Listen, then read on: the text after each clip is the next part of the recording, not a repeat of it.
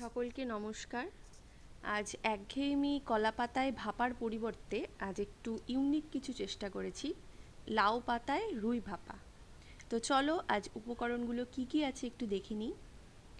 উপকরণে রয়েছে লাউ পাতা, পোস্ত বাটা, রসুন বাটা, কাঁচা লঙ্কা বাটা, লাল কাঁচা লঙ্কা, জিরে বাটা, আদা বাটা, লাল কাঁচা লঙ্কা বাটা, সর্ষের তেল, লবণ, শুকনো লঙ্কার গুঁড়ো, হলুদ এবং লেবু পাতা। আজ একটু অন্যরকম কিছু চেষ্টা করলাম, দেখো তোমাদের কেমন লাগে। তো আজকের রেসিপিটি হলো লাউ পাতায় রুই ভাপা। তো প্রথমেই নিয়েছি অল্প একটু পোস্তর সাথে নিয়েছি 3টে রসুনের কোয়া, 2টো কাঁচা লঙ্কা। তো এগুলোকে আমি মিক্সিতে বাটিনি, আজ একদম শিলপাটায় বেটে নিয়েছি, কারণ মিক্সিতে খুব একটা মিহি হয় না পোস্তগুলো, সে কারণে আমি একটু চেষ্টা করেছি মিহি করার জন্য। মিহি করলে পোস্তর স্বাদটা খুব সুন্দর আসে, তো আমি আজকে একটু চেষ্টা করেছি শিলপাটায় বেটে নেওয়ার। তো আমি একটু শিলপাটায় বেটে নিচ্ছি পোস্ত, রসুন এবং কাঁচা লঙ্কা। বাটা আমার কমপ্লিট। এবার একটা বোলের মধ্যে কাঁচা মাছ আমি নিইনি, মাছটাকে একদম অল্প তেলে এদিক ওদিক করে নিয়েছি, একদম কয়েক সেকেন্ডের মতো। তো ওটার মধ্যে আমি দিলাম জিরে বাটা, আদা বাটা আর লঙ্কা বাটা, তার সঙ্গে দিয়ে দিলাম পোস্ত বাটা, পোস্ত, রসুন আর কাঁচা লঙ্কা যেটা বেটে রেখেছিলাম সেটা। এরপর আমি এখানে দিয়ে দিব স্বাদ মতো লবণ এবং পরিমাণ মতো হলুদ গুঁড়ো, সাথে দিয়ে দেব কয়েকটা কাঁচা লঙ্কা। এবার আমি এটা সুন্দরভাবে আলতো হাতে ভালোভাবে মাখিয়ে নেব। একদম হালকাভাবে মাখাতে হবে, কারণ মাছগুলো খুলে যেতে পারে।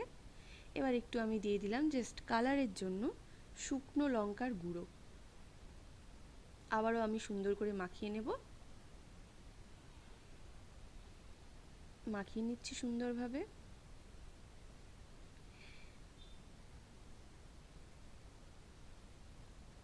এবার দিয়ে দিচ্ছি 1 থেকে 2 টেবিল চামচ সর্ষের তেল। এবার সর্ষের তেলটা দিয়ে আবারও সুন্দরভাবে মাছটাকে মাখিয়ে নেব মশলার সাথে।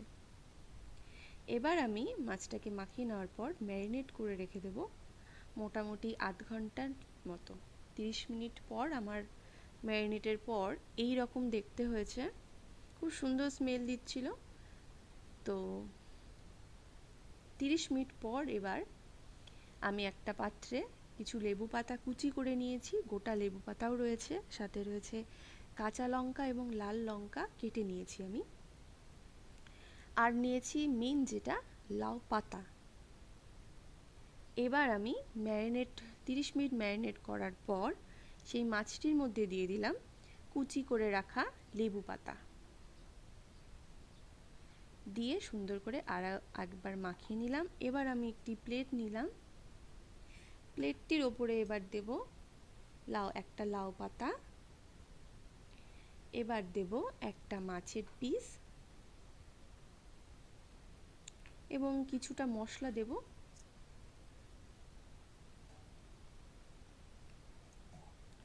এবার আমি মশলা দেওয়ার পর তার ওপর দিয়ে দেব কাঁচা লঙ্কা আর লেবু পাতা।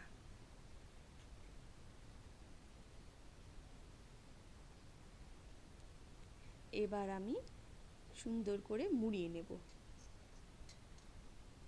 চারিদিক থেকে, যাতে কোনো দিক থেকে কোনো মশলা না বেরিয়ে আসতে পারে, সেই জন্য সুন্দরভাবে পাতাগুলোকে আমি মুড়িয়ে নেব।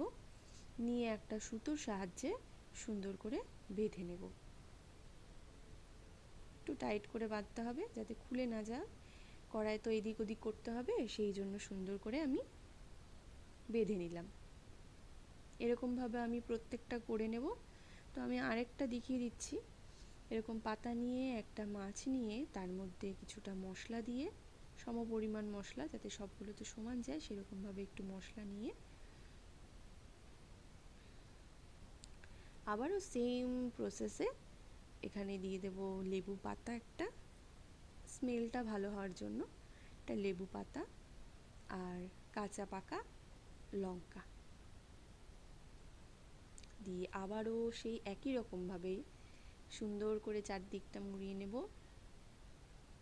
ফাঁকা যাতে না থাকে কোনো রকমভাবেই মুড়িয়ে নিচ্ছি। এবার মুড়িয়ে নেওয়ার পর আবারও একটা সুতোর সাহায্যে আমি সুন্দরভাবে বেঁধে নেব।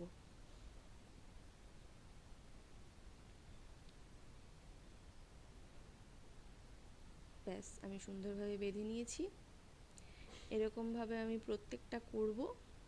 তো করার আগে যে পজিশনে ছিল এরকম কয়েকটা ছবি আমি দিয়েছি, এরকমভাবে দিয়েছিলাম, করার পর আমি বেঁধেছি। তো এরকমভাবে আমি 4টে করে নিয়েছি। লাস্টেরটা আমি আরেকবার দেখিয়ে দিচ্ছি, সেম প্রসেসে করে নেব।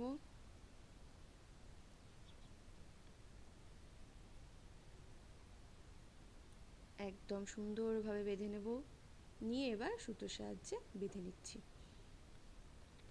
এভাবে সুন্দর করে যার জটা করবে, আমি আজকে 4টে দিয়ে করেছি, 4টে মাছের করেছি, যে যার মতো করে করে নেবে। আর একটু গার্নিশ করেছি হালকাভাবে। এবার আমি গ্যাসে কড়াই বসিয়ে দিয়েছি। কড়াইটা গরম হয়ে গেলে আমি দিয়ে দিচ্ছি সর্ষের তেল, একদমই অল্প পরিমাণে। তেলটা গরম হয়ে গেলে আমি পাতায় মোড়া মাছগুলো দিয়ে দিচ্ছি।